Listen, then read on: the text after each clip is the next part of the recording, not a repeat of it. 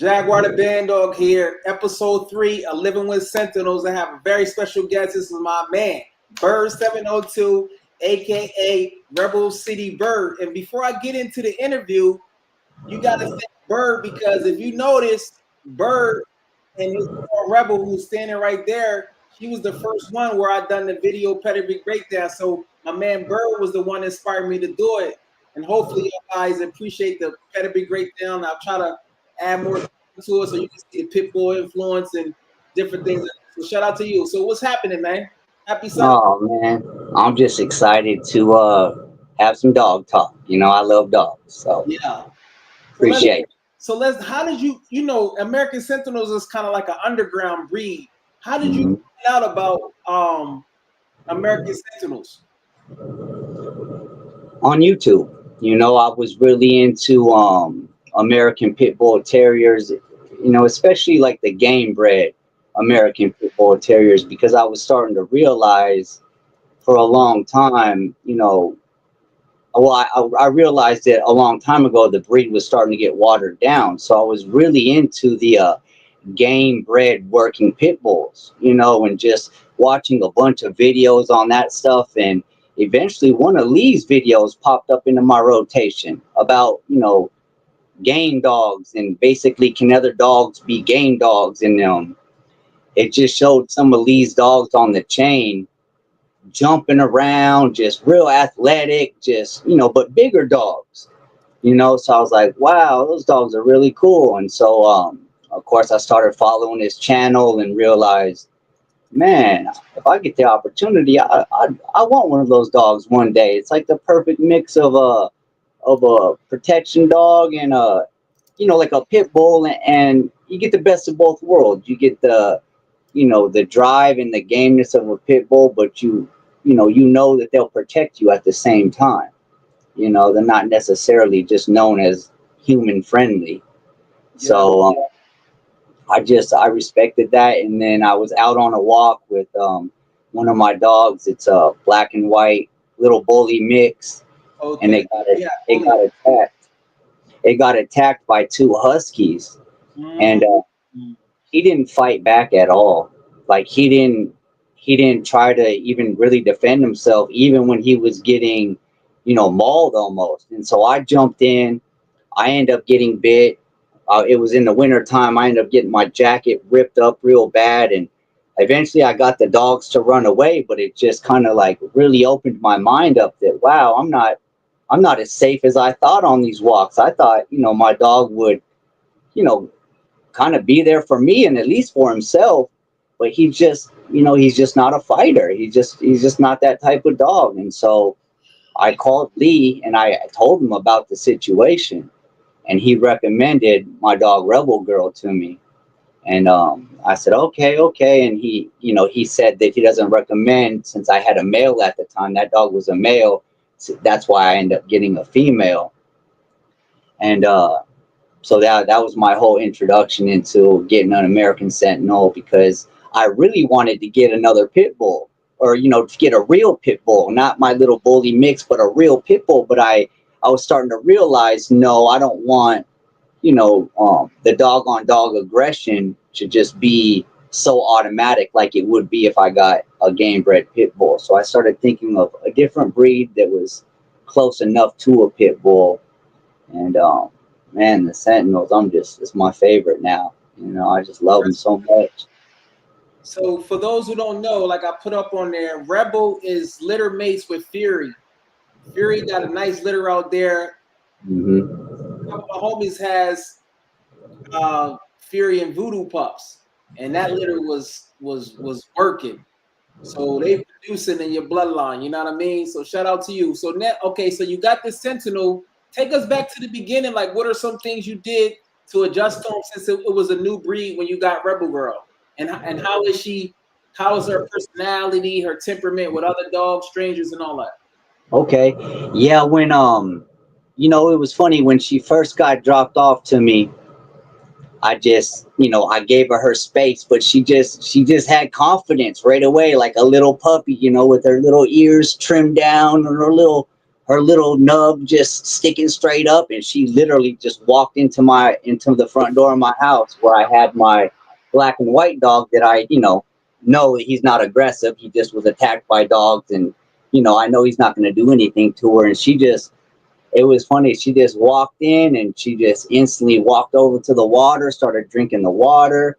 And I was like, wow, she's already getting used to being here. And so I gave her a little bit of space because I didn't want to, rush her and try to love on her too much, because she was delivered. They drove to Las Vegas, and it was a long drive. So I gave her a little bit of time. And then the next morning she was already, pretty much running around with my other dog and chasing them. And I was like, wow, she's chasing him, and then just different things that would happen. I started taking her out once she got all her shots, and I started taking her out on walks, and she would just be so alert. I mean, anybody that was, even if you were in a car across the street, she would just stop and stare at the car, and I would have to tug her along. And she's just a little puppy. She's like 16 to 18 weeks old, and she would just sit and stare at the cars, and I'd have to tell her, come on, girl, it's okay. But her alert level was just always just watching and just seemed to be, very aware. So I was like, oh, okay, I need to make sure that I'm aware, to make sure that, I don't put her in a bad situation. And so over time, I just realized that she's just a very protective dog. She doesn't retreat. There is no retreat in her at all. So she's just kind of been like, she just goes everywhere with me. She's my dog that goes in the car, and she's just been everything that I wanted her to be. And I still have my other dog that was attacked. Oh, I still have him. He's my sister. I gave him to my sister, but we still stay in the same house. And both of my Sentinels actually just ignore him. He's kind of blind, and he doesn't really, like I said, he doesn't do anything. So they ignore him. But any other dogs, windshield wipers, the wind, it doesn't matter. Like Rebel and Cairo are both very, very high prey driven dogs. Like when I got Rebel in the car, and if it rains or whatever, and I turn on the windshield wipers, she gets so worked up. She's like trying to go after them, and she's not dog friendly at all. Not even a little bit. So you 100% can't take your Rebel girl and Cairo to the dog park, right? No way. In fact, when I watch your videos, I get nervous because I'm like, oh man, I can't believe, I'm so worried another dog is gonna run up, off leash and come running over that, in fact, all my neighbors know, like they know I gave them my phone number, and I said, hey, if any ball or anything ever comes in my yard, please just call me. I will get it. Please don't go in the yard, because yeah, they're not going to retreat. I can just tell. There's been certain things that have happened that have just proven to me that,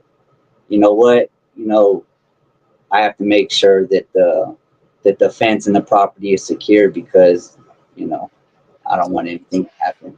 So for first time Sentinel person, what are some tools that you recommend that they have, or what are some techniques that you have? And tell us about how you have Rebel, and then you got Cairo. How did the dynamic change? Yeah. Well, once you get one Sentinel, I'm sure everybody knows you want another one. And I was the same way. Rebel made such an impact on me, and just, to be honest, they're intelligent too. They're very intelligent. They get into your rhythm and your lifestyle very fast. They pick up on things really quick. So they're very trainable in the sense that, they kind of always know what's going on, especially Rebel. She watches me. She's always with me. She's just there. But so I wanted another one so bad. And I was actually going to get, I forget his name. I think his name is Anvil. His name was Anvil from Lee. I was going to get him from Lee, but then it didn't work out, and I still wanted an American Sentinel. So I said, hey man, if Halo, I love the way she looks. If she ever has any puppies, I'd love to get one from her. And he was like, wow, she just had some puppies like last week, and it was the Halo and Scratch. And I was like, oh man. And then they were brindle too, and I really kind of wanted a brindle one because I That don't was really care. fire. Yeah, I don't care about like obviously you can tell when the puppies are all together who's dominant and who's not, but I believe that bonding with the human can get, maybe a dog that wasn't the first pick or even the second pick can still turn out to be a great dog, especially if you spend time and build the trust, and that's what my dog walks do. My dog walks just seem to be like our bonding moment because they're so unpredictable, and they're just, we go out there and there's certain times where I have to trust them and they have to trust me. But yeah, I just had to get another one, and Cairo popped up, and it's like I love Scratch. Of course, I started following all these videos, and so I'm like, man, I have to get that dog. And so I got Cairo, um, and it was just, he's a little bit different. He's like a lot more like, I don't know how to explain it. Like she's Rebel always is watching me, and Cairo is always watching out. Like you'll even see in some of the pictures that I take of him, Rebel's always staring right at me, and Cairo's kind of looking off. His prey level is crazy up there, insane. I mean, in fact, and his teeth are a lot bigger than Rebel's too. I've noticed. I don't know if it's just the different, but his front teeth are very big. And in fact, when I had to use the breaking stick to get him to break off one time, his front teeth are so big that they were still, even though I got the back, his front teeth were still in grip. And he likes to do a thing where he'll start spinning like an alligator. So it's like it's really hard to deal with, but his yeah, but at the same time, if I go to love him, he'll just instantly stop and sit down like in a perfect little sitting stance and like let me love them. They're very lovable, both very affectionate, which that's why I don't mind how kind of crazy prey driven he is, because he does calm down and know like, okay, I'm in the house right now, I'm gonna calm down. But as far as like being out in the backyard or anything, yeah, he's going crazy. He's digging big holes. He's chewing on the fence. He's, doing all that stuff. So So you would say he's just like a big version of a pit bull in a sense. As far yeah, as that's a good way to put it. he's bigger. Yep. How much is Cairo? For those who don't know, Cairo Kush was born on 420. How big is he? How much he weigh? Yep, I just weighed him. He weighs 85 pounds exactly, and Rebel weighs 79 pounds exactly. I just weighed him last Saturday. Yep. Okay. So they got. Yep. But even going to the vet, like they know, like, hey, I have to go into the vet. I have to make sure that they have, I put a muzzle, like a cage muzzle on Rebel and Cairo, and like the vet people, they you have to have a good relationship with your vet, because you can't just pretend like you have a little foo-foo dog when you don't. So they know about Rebel, and they know like, oh, she's not going to let the vet get close to her, so they allow me to be in the room, and they allow me to, be there to help out the situation when they do have to go to the vet. But yeah, I always take precautions. So I, even going to the vet, they're going to wear the cage muzzle and make sure that they can't bite anybody, because, it's, when I have my dogs and when I go on a walk, I literally have like a 6-foot bubble around me. There's no way anything is going to get close to me. Do that on your walks. Tell us about some of the experiences and how you get your dogs in shape.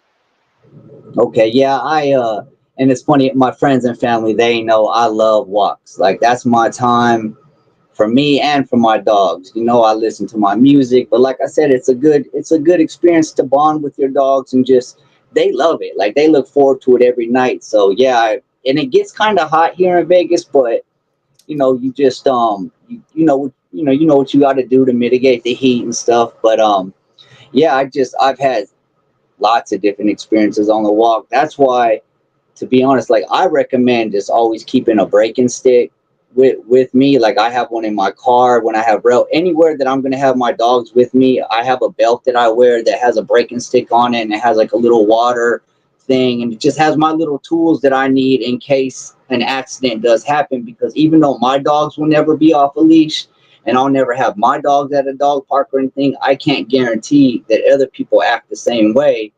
And so, I've had instances where, Rebel was attacked, Cairo's gotten into it with loose dogs. And I know that if I didn't have my Sentinels with me, they would have just went after my blind black and white dog that won't defend himself. And so, like, it's like, I don't know if they know they're protecting him because they literally just ignore him. They don't really like, he's probably the only dog that they show that to. Any other dog they'd be aggressive towards. But yeah, it actually has proven to me. I'm like, man, I know for a fact that my Sentinels got my back. I can just tell that there's been like when Rebel was a puppy, I mean, she was basically attacked by a big bull mastiff looking dog, an American bully. I mean, it was a huge dog compared to her at the time. But when you see him in action, it's just different, and the bully just wasn't built like that. And I was just glad I had my breaking stick. I was able to, of course, my dogs aren't off the leash. My dogs, but I was able to get in there really fast and just let me know, wow, I'm just really glad I had Rebel at that time, because if not, he would just went after me and my other little dog. And Cairo was the same way. But yeah, it's just a great time to just build the trust and train anything you want to work on. Like Cairo, I have him on a leash that I made that's made out of bungees, because when he pulls me, I kind of like him to get a little workout, and it also doesn't yank me because the bungee kind of takes the resistance out of it. But over time, I didn't like the fact that he was pulling me a lot. So like a couple weeks ago, I cut it off. I said, you know what, that's it, no more pulling. And it honestly took him like 30 minutes. And he realized, like, oh, I'm not allowed to have that much tension on the leash. And he started looking back at me more. And, we're on the walk. So now I got an hour, 2 hours to go over this with him. So anytime he started pulling instantly. And now it's crazy because 2 weeks ago he was pulling and, it was a workout to him. But now that it's getting hotter out and we're slowing the pace down on our walks, I don't need you pulling me everywhere, especially when Rebel's acting normal, when everybody else is chill. And yeah, man, he picked up on it real quick, and his intelligence kicked in. He could tell, like, oh, if I pull too much, he's gonna, crack the leash a little bit and say, hey, and that they care so much about how I feel and what I'm doing that, if they think I'm frustrated with them at all or anything, they'll, they shape up real quick. But yeah, it's just it's been a blessing, man, having these dogs, man. And even I went out of town, and my sister, I took both the Sentinels with me because I wanted to give Cairo a chance to ride in the car on a long trip.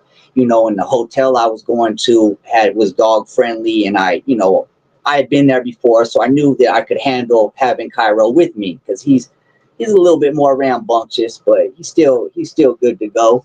And my sister's just, when I got back, she's like, hey, next time, can you leave Cairo here? It just felt, it was just different when he wasn't here. It was like, he knows when people are at the door. He knows when the mailman's coming. He knows when, and she was just kind of giving Cairo props without really saying it, just saying, we felt a lot safer when we got one of the Sentinels here with me. And I was like, wow, because they don't see how protective they are, because my Sentinels, they love my sister and my sister-in-law. They're very affectionate with them and loving, and they don't show any aggression towards them at all. They can hug on them and love on them and stuff. But when we leave, we go in the car, I have to remind my sister, like, all right, like, they're gonna be on guard now, so just so you know. She's like, no, I like it, So during the how do you manage them in the house? You said they real laid back.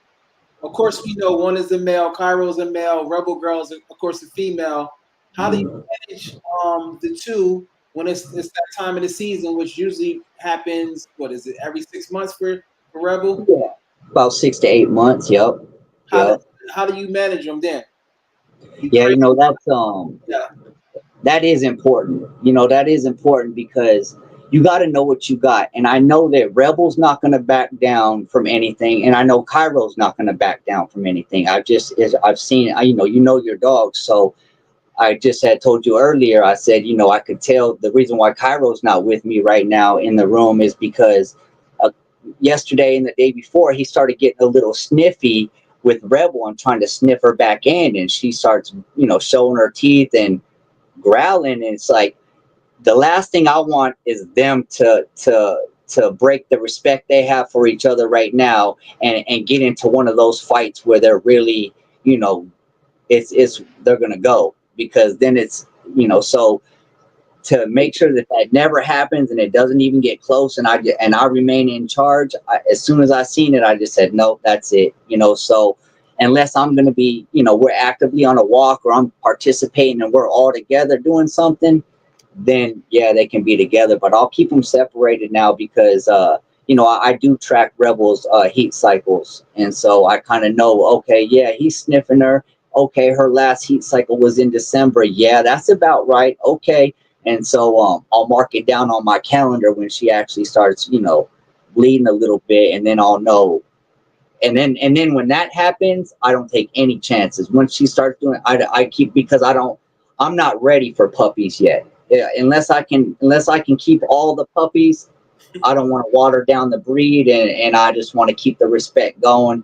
And honestly, until like a couple months ago, I wasn't even sure if Cairo was all the way proven enough that I thought maybe he could breed, because I know what Rebel is. I know Rebel is solid, but Cairo's still growing. You know, there's still maybe situations he hasn't been in that I, you know, wasn't sure about. But no. So now, yeah, like I said, now that he's getting a little sniffy and trying to act a little different with her, I'll just put the kibosh on it right away and just kind of keep them, you know, separated for the most part. I'll still take everybody on the walk together, but as far as like when I'm gone, and if Rebel is going to stay home, then they're all going to be separated. Yep. So you crate them? Yeah. Yeah. Both of them? You crate Yeah. both? Yeah. They all know kennel up. It's weird. Like I say kennel up, and they'll both try to go into the same kennel. Like it's so funny how. So yeah, they came like that. Cairo, I remember saying kennel up. He runs to the kennel. So ever since they kind of picked up on that so quick, that's what I do. I just put Cairo in the kennel because I know he's going to instigate it. If 90% of the time Rebel leaves with me, and just, you know, but if she's not, then she's going to be, you know, she's going to have house patrol. Basically, she'll be on house patrol, and then my other dog will be in a kennel too. And before we keep my sister's dog, but still I take care of him and stuff. So you said Rebel Girl is 79 pounds. Mm-hmm. Kyro is 85 pounds. Yep. Okay. So Yeah, they have a little bit of a different phenotype though. Like Rebel's back end is a little bit more chunky. You know, she has like a little bit of like little. She looks just like Dixie, or I think the dog's name is Dixie. Mike's dog. Yeah. That's what I said. And I think she weighed the same too. Okay, because it was just like I seen a picture and I was like, they look just like, yeah. Yep. When you said that, because I was looking at DNA, because I ain't no expert, but your uncle and niece or aunt and niece is 25% related, and your half sibling is 25%. So that's a real relationship. That's why she or so much, or Dixie. See, that's the information, you know, man. Yeah, I love that stuff, and I'm kind of like geeking out on the breed still, just because, you know, I don't know, I just love everything about them, you know, just everything, it's a dog's dog, you know, like even like right now, Rebel's just like right. Go ahead and show Rebel. Rebel girl, Fury LitterMate. Yep. That's my girl. And for those man, this is my man Byrd 702. He representing Las Vegas. We're gonna get into the heat of Las Vegas. And if you missed anything, he has Cairo, which is Scratch and Halo, and Rebel is from Cowboy and Machete. For if you want pedigree, both of his dogs are not friendly to outside strangers, dogs at all. So you can't run up on them or play any games with his Sentinels. No, I got signs in my car. Tolerant. Yeah, I even put signs in like in the window of my car because I keep Rebel in my car a lot with the air conditioner on, of course, because it's Vegas, it's always hot. But you know, I've had situations where people have came up to the car. I don't know if they thought it was a Uber driver or a Lyft or whatever, but I had to put signs in my car like, "Hey, do not enter. Dog in the car will bite." Because it's like they come up to the car and it's like, I know for a fact you're going to be in the car when I get back because Rebel's going to grab you and then that's it. She's not going to let go no matter what, unless you can find the braking stick under the seat, you know. But so I just practice an abundance of caution because I'm not the best dog trainer like you where you give them the freedom and you know I still treat my dogs like little kids. You know, I'm helicopter parent on them. You know, I got to make sure that everything is safe because I don't want you know it to turn out. You Yeah, know, there with other. Now, have you ran into when you, on your walks? Do you ever run into any coyotes or anything? I did one time. I did one time, and I didn't know it was a coyote at first because I just assumed it was a stray dog, and so I instantly kind of was like, "Oh crap, another dog!" You know, a dog off the leash. I don't want to. I instantly think about the other dog. You know, I don't want the other dog to get hurt because usually they're not game bred pit bulls running over to, you know, usually they're like, you know, German shepherds or something like that. Well, that's what I thought this dog was.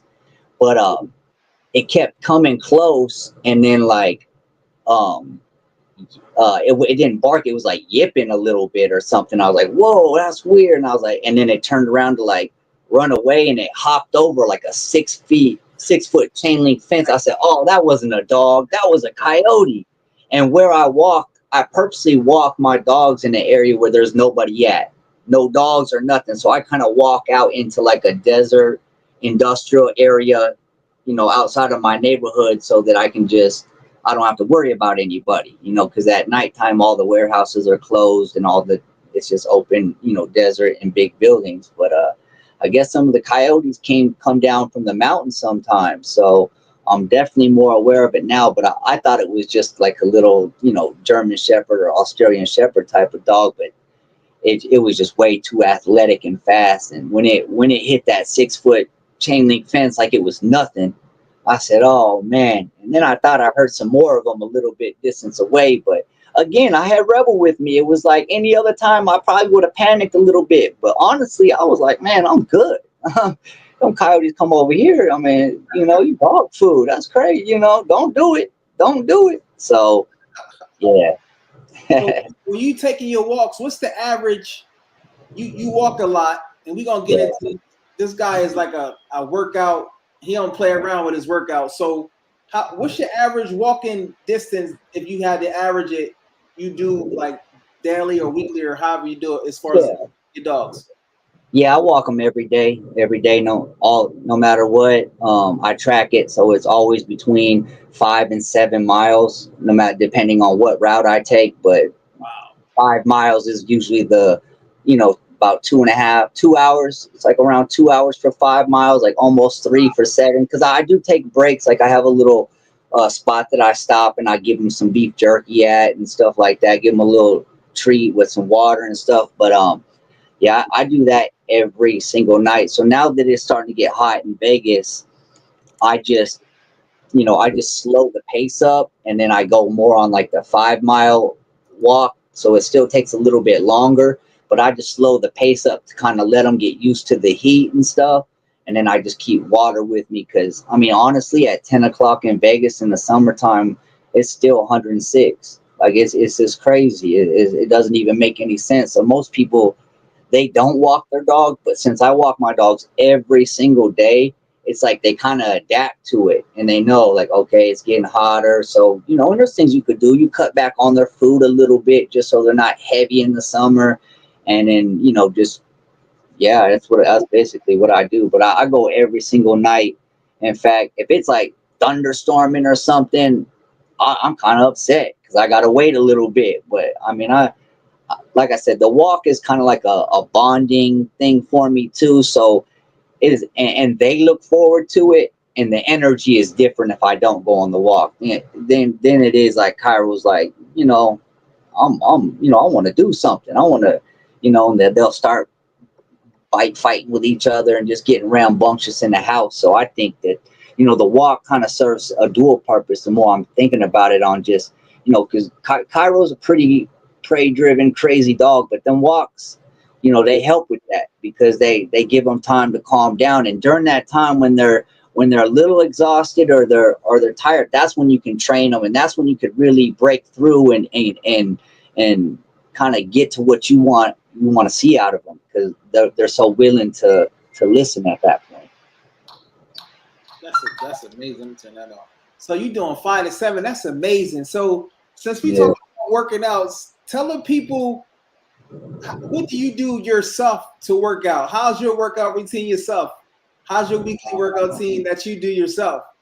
Oh man, I operate on a no days off policy, man.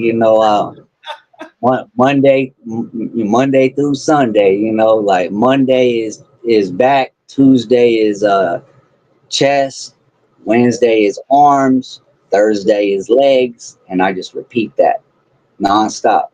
So then it goes right back to back, chest, arms, legs, back, chest, arms, legs, back, chest, arms, legs. Wow.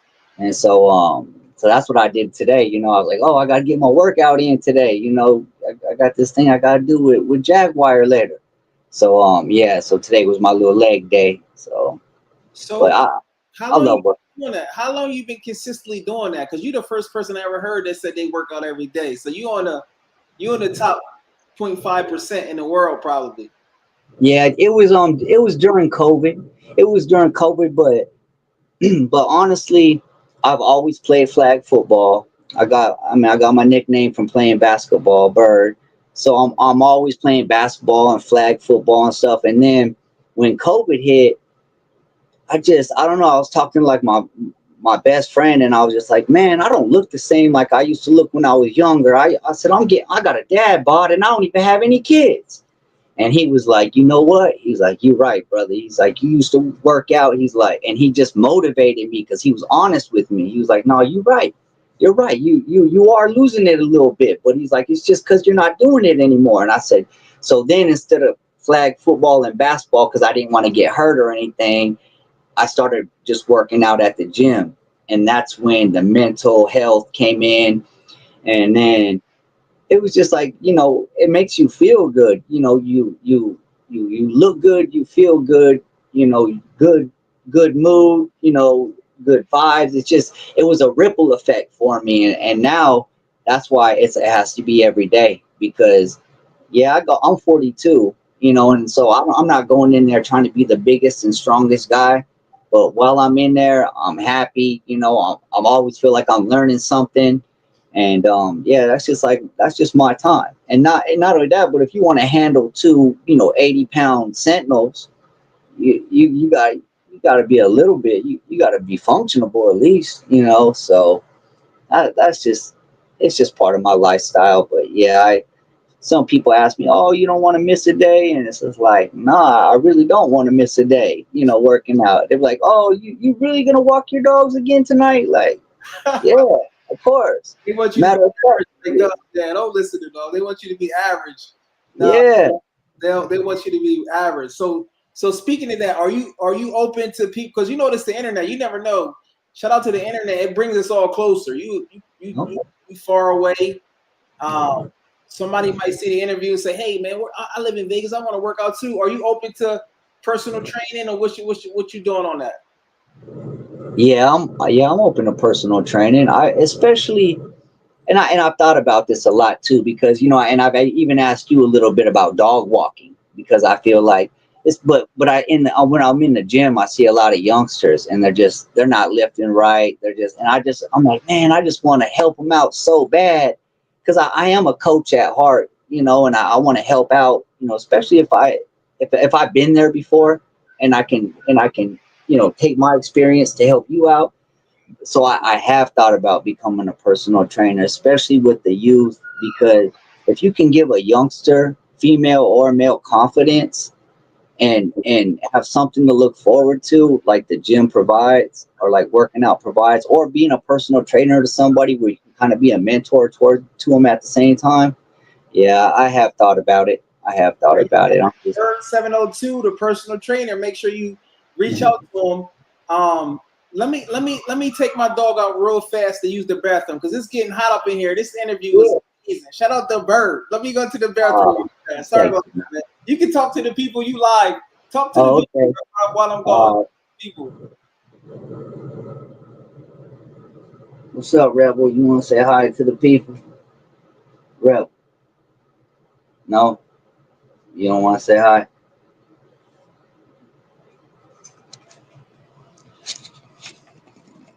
You don't want to say hi, girl?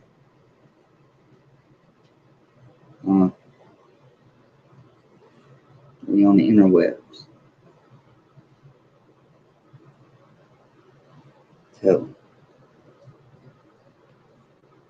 Tell them you better knock first. You better knock first.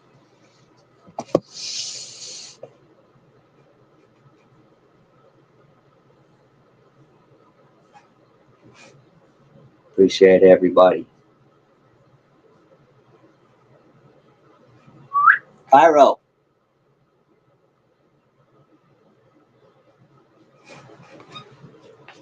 What are you doing, buddy?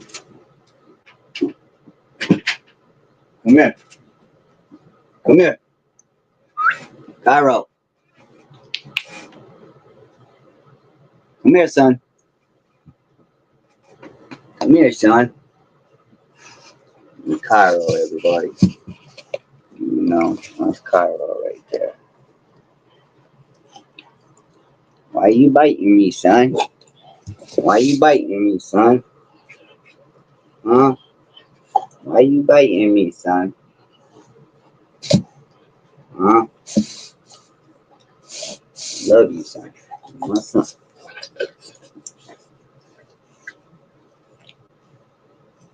You say hi to everybody.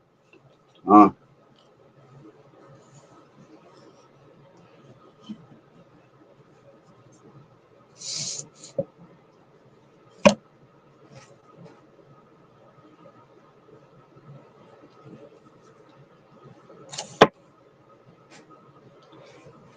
Jaguar had to let his dog out. Completely understand that.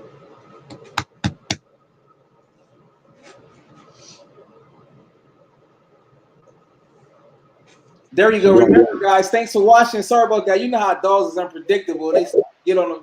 You start talking, they like little kids.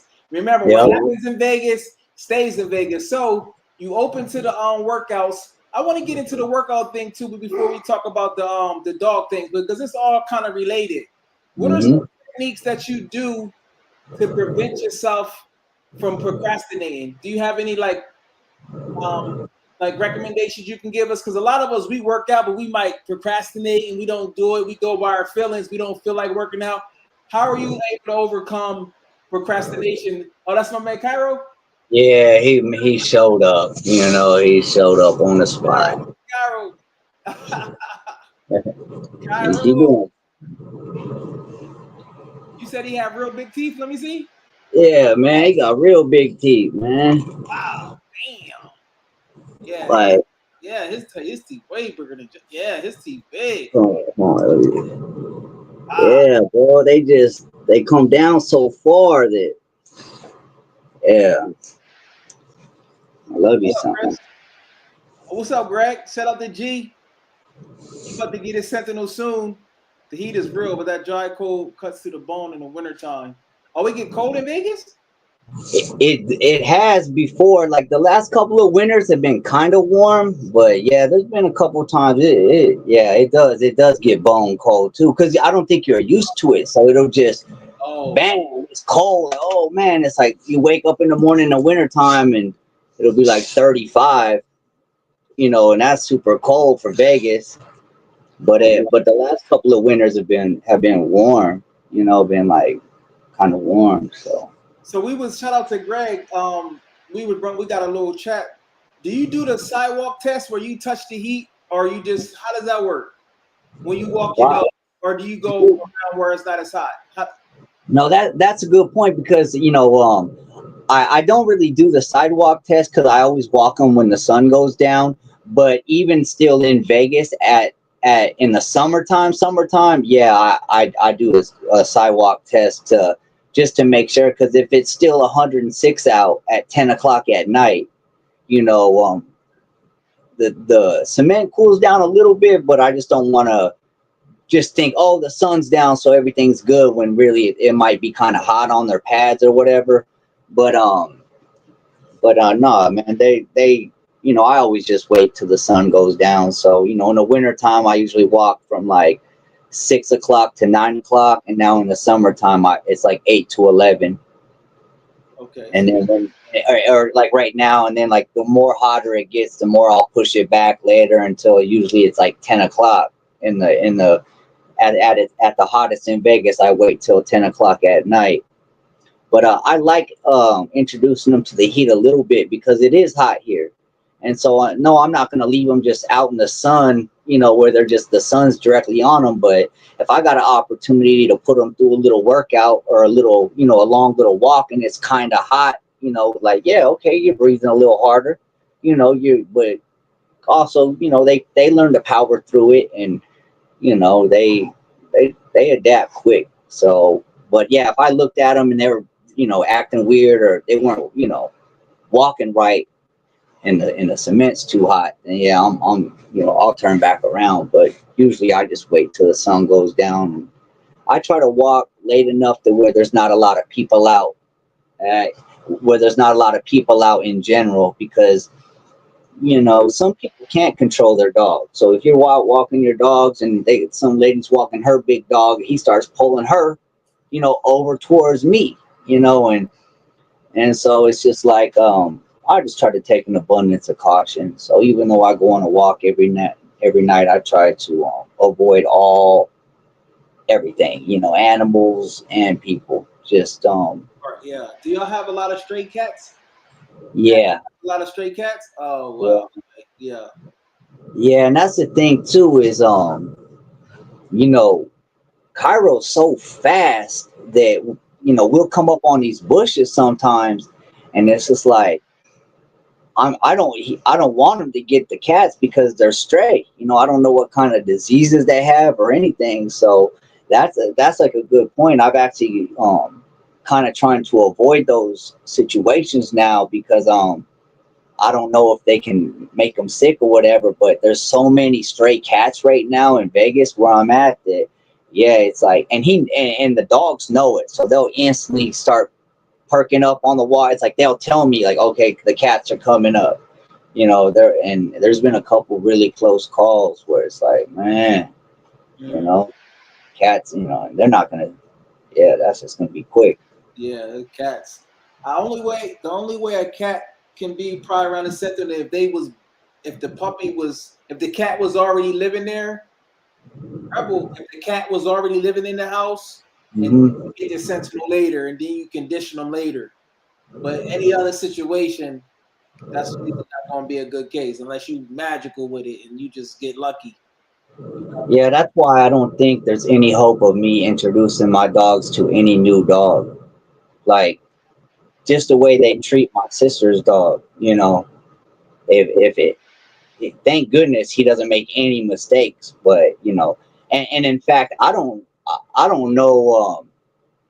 I recommend not having any other um, uh, two American Sentinels of the same sex, or having, And that, like, Mike has, you know, Mike has those other dogs. I think I seen them, the video. They were all like swimming together, and even that kind of makes me nervous, because I'm like, man, it only takes one time, you know. But I know everybody has their own situation, and everybody can read their own dogs. But just as far as me, I instantly put my dog. I'm like, man, I could never do that. I could never, you know. I'm so even with you know, Cairo and Rebel, like I told you, I make sure that I'm always the alpha when it comes to them too, because I know them. I know that neither one of them is going to back down, and it's just going to turn into something. So so so they generally get a lot. Do they fight over toys or food or anything like treats?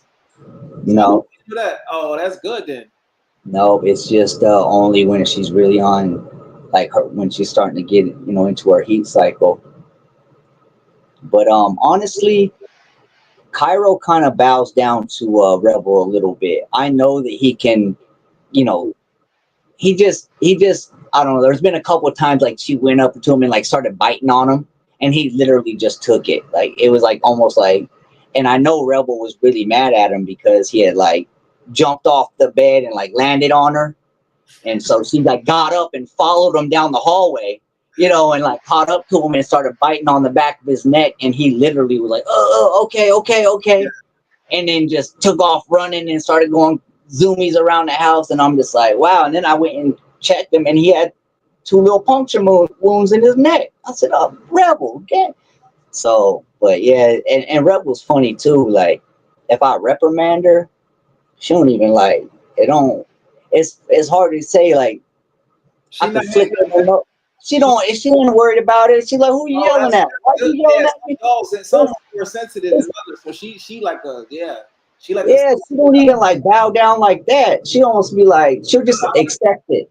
You know, like I'll be like, hey, you don't do that. I'll flick her or something. She'll be like, all right, whatever. Like, she not handling sensitive. That's yeah, it don't even matter. Like, she'll be like, look, you know, calm down. Don't get so crazy. You know, I'm just like, dang. So, yeah, man, just the temperaments has been, it feels good and to know that, okay, they can get to a level 10, but they're definitely okay chilling at a level 7. You know, because just seeing the way Rebel is with me all the time, and even with my sister and her wife, I just have to remind them to say, hey, just so you know, when we leave, it's different. You know, Rebel's gonna act different, and you know, so it feels good to know you got your, you know, my dog's got my back.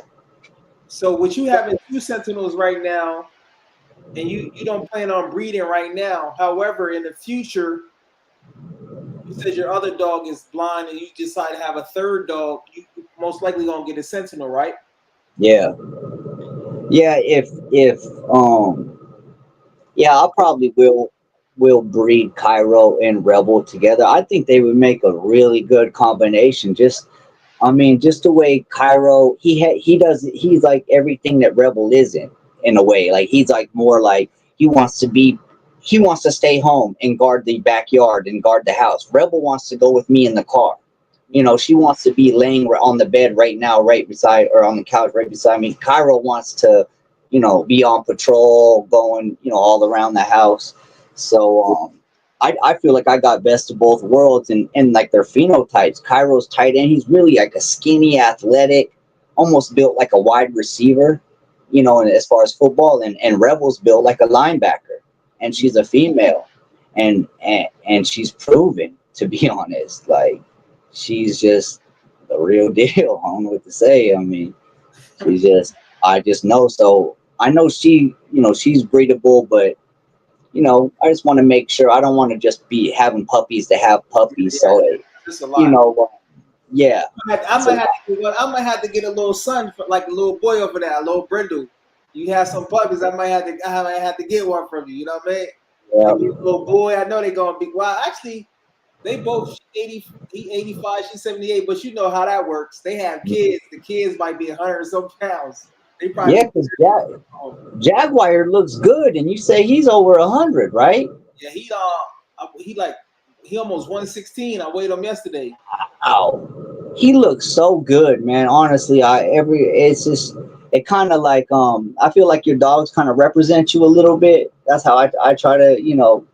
And man, Jaguar, you just do a you represent the breed, and just he looks so good, man. To the point where even I've kind of introduced a little bit more raw stuff Yeah. into my diet, because I'm like, man, you know, Jalik, he feeds raw. He does this. He, you know, I'm always thinking about stuff you're doing, and it seems like you really got it dialed in with Jaguar, man. So for those who coming in late, if you look at the first video breakdown, I done it on Rebel Girl. So shout out to Byrd 702 for inspiring me to do the pedigree breakdowns. And that's one of my favorite things to do. You know what I mean? So I gotta look at Lee's and Ryan's site to see if I'm gonna do a pedigree breakdown, because shout out to Greg right there. His puppy was born. He about to get a Slam and Elsa puppy female. So Slam and Elsa, Slam and Luna, and Scratch and Trinity is all basically the same, because they They intertwine. They're not exactly the same, but pedigree wise is basically the same. You know what I mean? So danger, man. I got to look on it. I'll probably do some more coming up there. So, what? Any other advice that you would have for people that has a high end American Sentinel? Any advice that you would give to them on man and still allow them to, be a happy dog? Yeah, the first thing I would say is make sure your living conditions are up to par.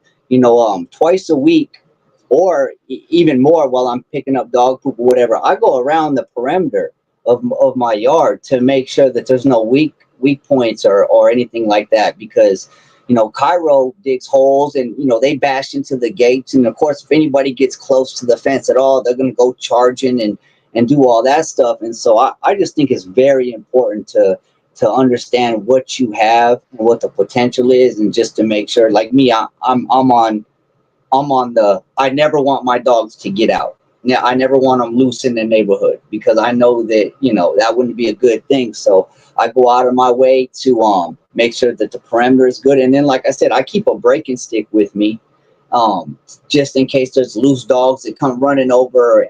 I'm just always trying to make sure that I'm in the right position. Do you have the breaking stick on you right now? Well, there's one hanging up, in the room. There's a lot of people, yeah. Do you mind demonstrating a little bit if in case of something did happen where a stray dog came up? If you had the breaking stick, what would you do to make sure? Because I'll be trying to tell people, things can happen. You know what I mean? We don't want the dog to, somebody to go to the afterlife, basically. I got the stick right here. I'll grab it real quick. Okay. This is important, y'all. I appreciate y'all. Make sure y'all smash the thumbs up. This is episode 3, Living with Sentinels. Byrd 702. Well, if you got any questions from, feel free to ask. He's a good dude, man. All right, so yeah, what the most important thing is with the breaking sticks is to make sure that you get it far enough in the back of the mouth so that when you do turn it's far enough back that it opens the mouth wide enough so that they can release the grip. Because if you just try to stick it in and turn it in the front, or just get it anywhere, their front teeth are still going to be on hold, and it's just not going to open the mouth wide enough for the grip to actually separate. What I like to do is I like to get it right in the back. Okay. Right there. And then once you get it in the back, you just turn it. You turn it.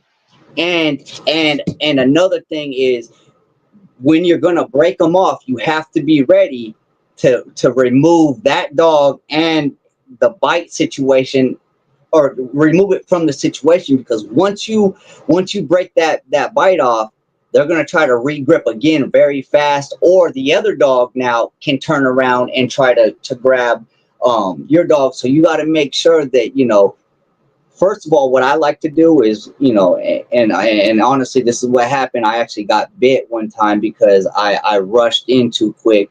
But a dog got out of its warehouse yard. It was guarding like this junkyard, and the gate didn't close all the way. So it had like a 1 foot opening. I don't know if the gate electric was wrong or whatever. But anyways, that dog was that American bully, like big, like 100-pound mastiff. I don't know what it was, but it came flying out and it jumped at me. It instantly came flying out. It seen Rebel and it seen my other dog. I didn't have Cairo at the time. And it came running at me and it jumped at me and it missed.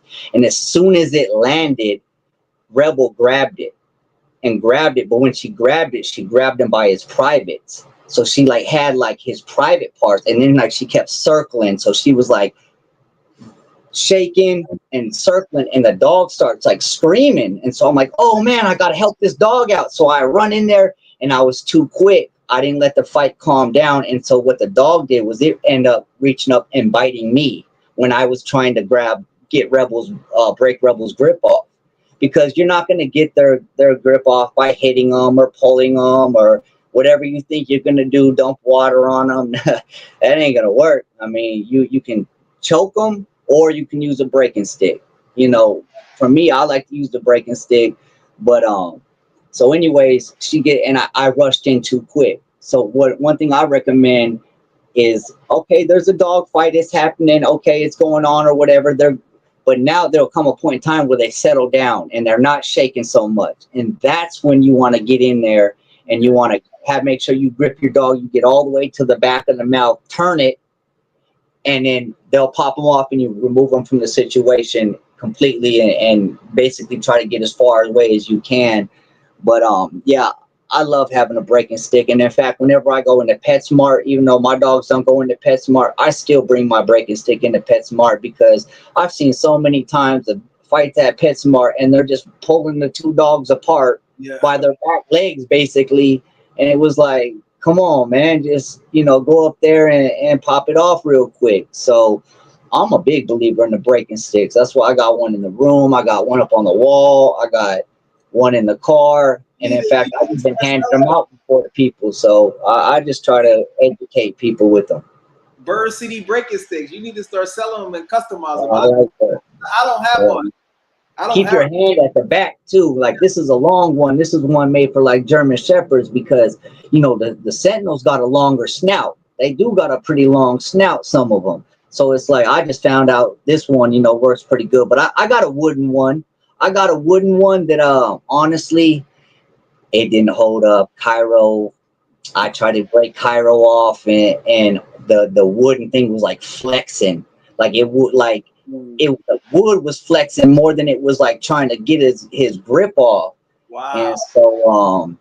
And so yeah, that was one of the situations where I was like, okay. And then even with this stick, that's when I realized, like, oh, his teeth are so big, because even with this one, if you don't get it back far enough, then their front teeth are still going to be able to grip and bite and stuff. But yeah, when you got these dogs, or any dog in general, I think a breaking stick is just a great thing. I mean, it beats choking them, to me anyways, and it just solves it. You know what I mean? It just breaks it fixes the bite thing right away. So you're not pulling or more damage happening. I'm about to order me. You got me. I gotta order me one. Yeah. I'm about to order me one, because it be some, because you don't want no, because you don't want no situation. So when you breaking it up, if you right-handed it, so you got the leash in the left hand. Like no, I go ahead and grab their neck collar. I go ahead and grab their I'll go ahead and grab them right like that. Yeah. Okay, then you boom. Okay, and then you get them off. But but you do gotta have control, because it's not like once you break it up, they just gonna stop. You're gonna have to stop. Right. Yeah, they not just gonna stop. Yeah. And for me, I've been lucky, because every time I've broken it up, the other dog has wanted to get away. It's like, oh, thank goodness you got. But like, if Kyro and Rebel were to get, oh man, that's why I say I don't even want to take a chance, because they're both gonna keep going. I already know if I broke Rebel off, then Kyro's, I already know. So, that's why I say it's important to take your time. I wouldn't just run in like I did. That's how I got bit. But the other times I took my time, and I said, okay, now they're calmed down a little bit. Okay, I grab, by their neck fur, and I know, okay, here I'm getting ready to pop them off. And as soon as I do, I instantly pick them up and remove them from the situation. That's been the best thing. In PetSmart, when I had to break up the fight, it was the same way. I just, got in there, grabbed the neck fur, and popped her off. So that seems to be the best. Oh, so you talking about Rebel inside of PetSmart or another? No, I broke up a fight inside of PetSmart one time, but they don't sell breaking sticks there. They had the security guard over there trying to hit one of the dogs, and it was just a big old mess. And I have a breaking stick, so I just basically went to the car, grabbed my breaking stick, went in there and popped the dog off. But by this time, they had pulled one of the dogs so much, and it was pulling on the other dog's lip. Wow. That it was just like, and then when I popped the dog off, it was just like, you could have just saved all that damage, all that everything, if you guys would have just, first of all, not brought two aggressive dogs to PetSmart, but at the same time, not overreacted, because the way it was just a big overreaction, which just made the dogs more hyper and more, all out. So, yep. Yeah. So before we get out of here, I always gotta ask my people this: what are 5 workouts that you could do? Just 5 to make sure you stay on top of your game. If you only have 5 workouts, whether it's with or without weights, what are those workouts and why? Oh man, and my friends know. Everybody knows push-ups. Come on, man. You Okay. gotta do some push-ups, man. It's like anything you do, push-ups are just like the best. I mean, you can if you can only do 5, you get up, you gotta pump. If you can do 50, you get up, you gotta pump. And it just what it does to your upper body, because it brings your chest up. It brings it up. So if you want to develop your lower chest, I always tell people, well, then you got to work on your upper chest and just do some push-ups. If you don't got equipment, just do push-ups. I do push-ups every day. I just love them, just because it kind of gets me going. And then push-ups, pull-ups, So you pull know, one. pull-ups are like, that's the real deal. Pull-ups are like, so a lot of people think they're strong and they can do 3 pull-ups. So it's like pull-ups, so it'll bring you back to reality real quick. But once you get good at pull-ups and push-ups, you feel the difference. You feel like, oh, I can move. Okay, I got some agility now. And even if, like I said, everybody has a starting point. So even if you just got to hold yourself there, push-ups and pull-ups are always, you're always progressing. Whether you do 30, now I do sets of like 80, because I just love, or I'll change up the variation. Yeah, Wow. yeah, but I do them all the time. But see, Yeah. and so it's one of those things that you know, That's good, yeah, bro. push-ups, pull-ups, and then walking your dogs for cardio. So I burn. that'd be your third. So push-ups number Yeah, 1, pull-ups number 2, walking your dog number 3 for your cardio. Okay. yeah. And what else? And, Got 2 more. oh man, okay. That's Oh just a man, body workout, bro. So you only got. yeah, yeah. I mean, my favorite at the gym is back day. So I love anything back day. But I'm trying to give something that people can do, in general, burpees.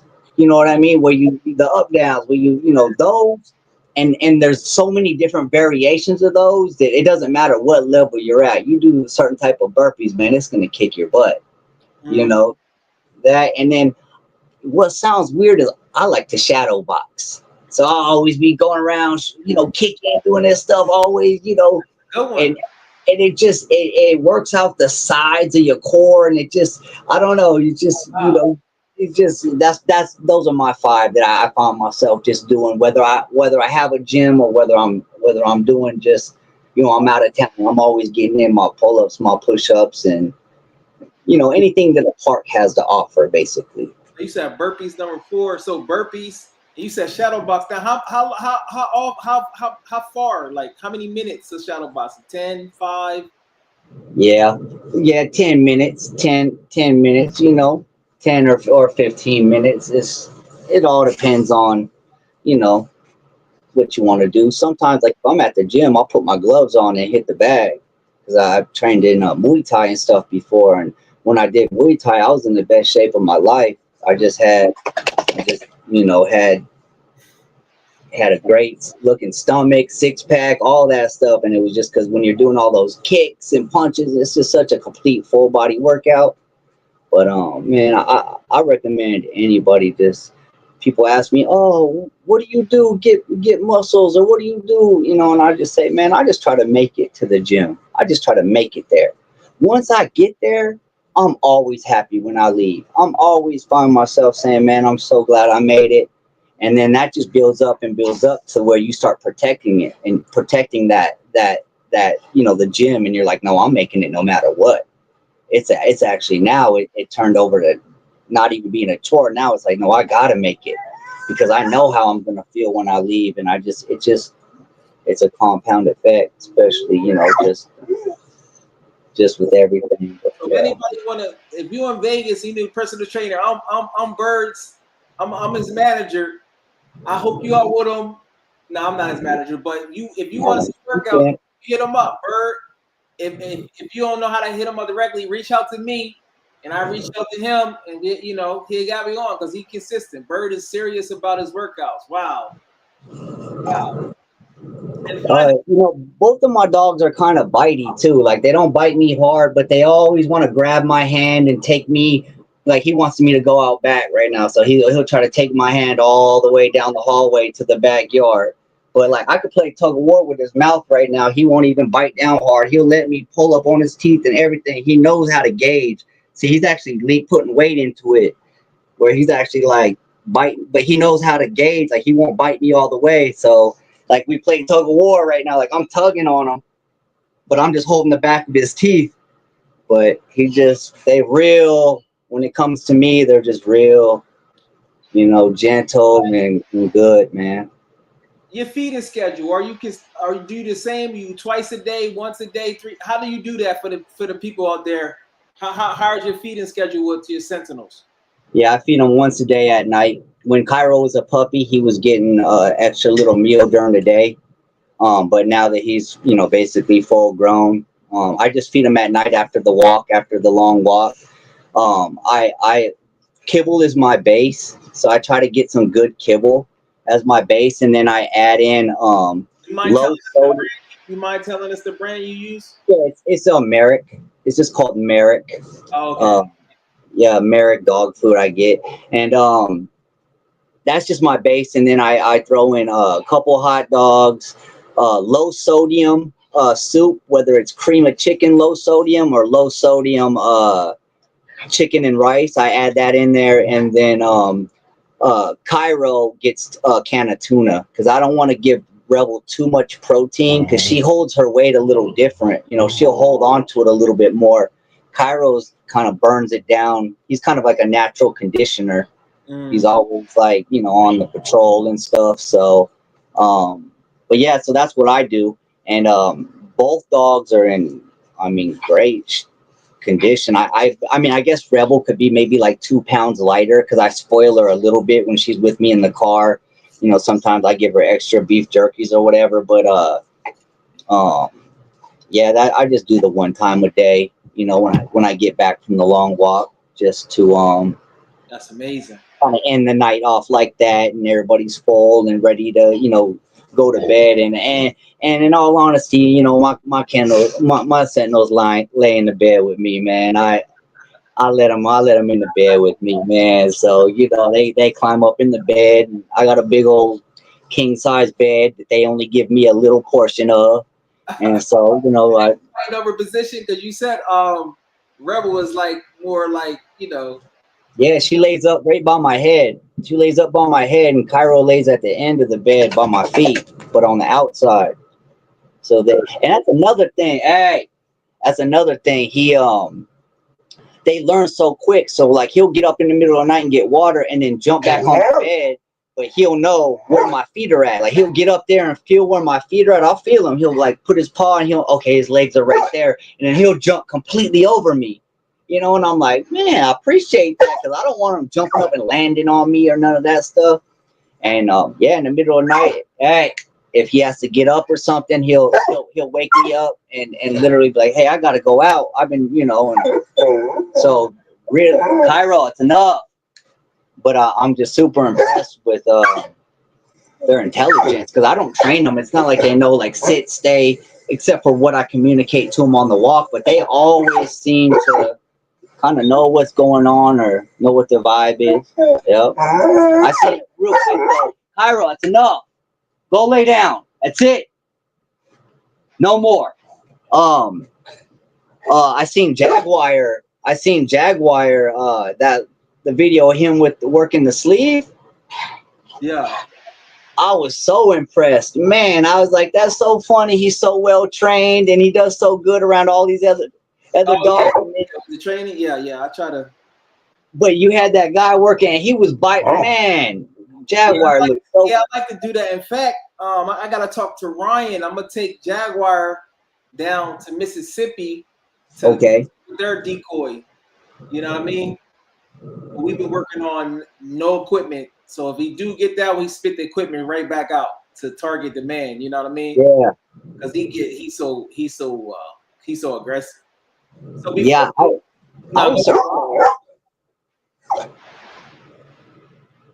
so before we get out here, I ask everybody this: if you had a special power, what would that special power be?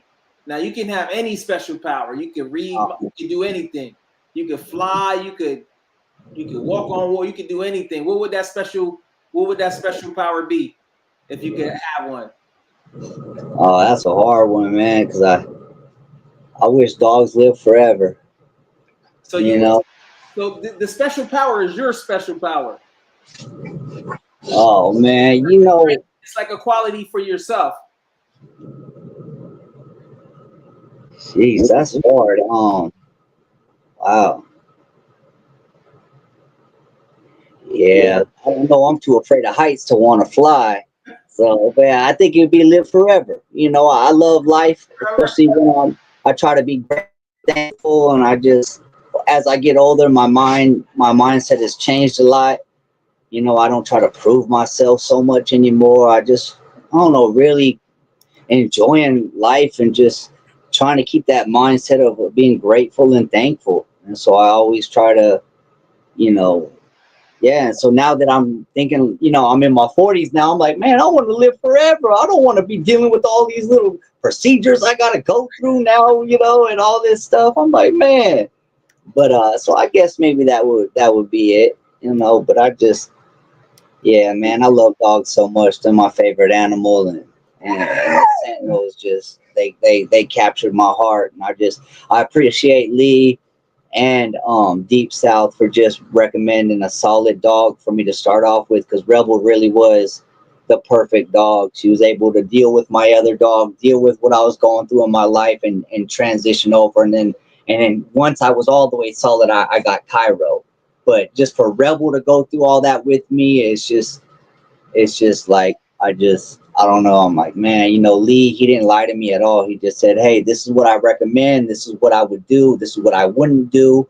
And even with her weight, like, he was like, she should be around this much weight and this and that. He was almost right on everything, So he gave me a good advice to start with, and yeah, I'm just freaking love these dogs. And I don't have any social media, but I've actually thought about getting a Facebook, just because of the Facebook group that you guys have with the American Sentinel. I appreciate you, bro. You really inspired me to to let the world know about the Sentinels. Because like you said, Sentinels is like an underground dog, and people be having a lot of questions. And me personally, I'd rather talk to other people that got a Sentinel about their dog instead of me coming up here and talking about Jaguar all day. I can't do that. Yeah.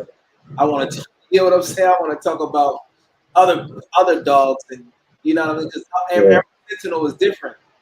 His dog's tolerance for dogs ain't there. Jaguar is there, but his tolerance for people is like, he don't play around with people. Oh, okay. Yeah, he's not friendly at all. So it's like. So yeah, I feel bad because on Lee's videos all the time, I'm always talking about my dog. So I always feel bad because I'm like, oh, Slam looks just like my dog Kyro, and I'm like, man, you gotta stop that. It's so hard not to like. You be story topic. Yeah. Man, I'm like, man, Mr. Lee's so tired of me commenting about my dogs on his videos. So yeah, that's Lee like that because you're a client. So when other people, trust me, people love that. If you selling breaking sticks, and I come on there and talk about a breaking stick I got from you, you gonna love it. That's free advertising. That's Lee loves that. I'm sure he does. And it was still on there from Cairo, because he's like, I got these two Sentinels. One is about to go to Vegas, so I was like, okay, that's still Cairo right there. So he's still up. You know that, right? Yeah. Okay. No. The video is still up. I forget which video it is. I have to put it in link so you can see Cairo as a little puppy on there.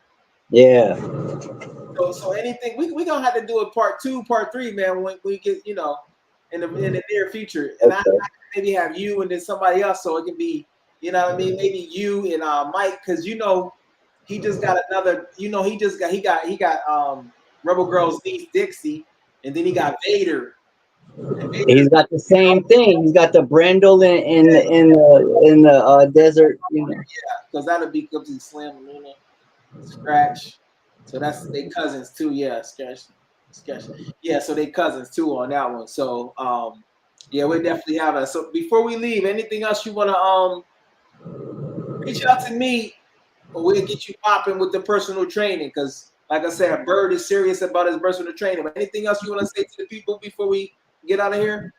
Man, I just, if you get a dog, make sure you get a dog forever. Make sure that, no more dogs in the pounds or anything like that. We don't want to see no American Sentinels in the pounds or anything. So, if you can get an American Sentinel, try to think about it, like you're representing the breed and a bunch of other people that care about the breed too, because it's a special community, and I'm just happy to be a part of it.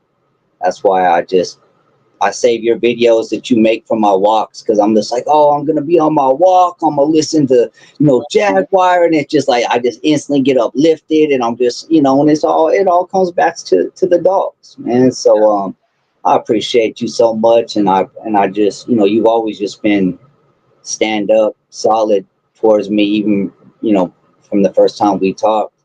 And the fact that you're just willing to share your knowledge and experience. Not a lot of people are like that. Some people hold on to it for themselves, and Like it's a secret, right? yeah, like a I think of secret. how I was. I want to know because I'm the type that I just like to learn, and so if somebody got information, I learn what to do, and I also learn not what to do. So it's two ways to learn. You know what I mean? It's more than just you learn what not to do. Okay, yeah. So somebody reading this right here, they get a Sentinel, and if they don't listen to you, and then they got their dog out, and they got a bigger stick, and then something happened, and poof. You know what I'm saying? So that's why you got to be listening to people. And that's why I appreciate you coming on to hear your perspective, Yep. Hey. But I appreciate that, man. Stay on the line. Stay on the line. Okay. But I appreciate Appreciate everybody. episode 3, Living with Sentinels, Rebel City Byrd 702. Let's get it. Cairo and Rebel. Cairo got that look too. He got the color of his Bob Halo though. Yeah. Watching y'all. Peace. Peace.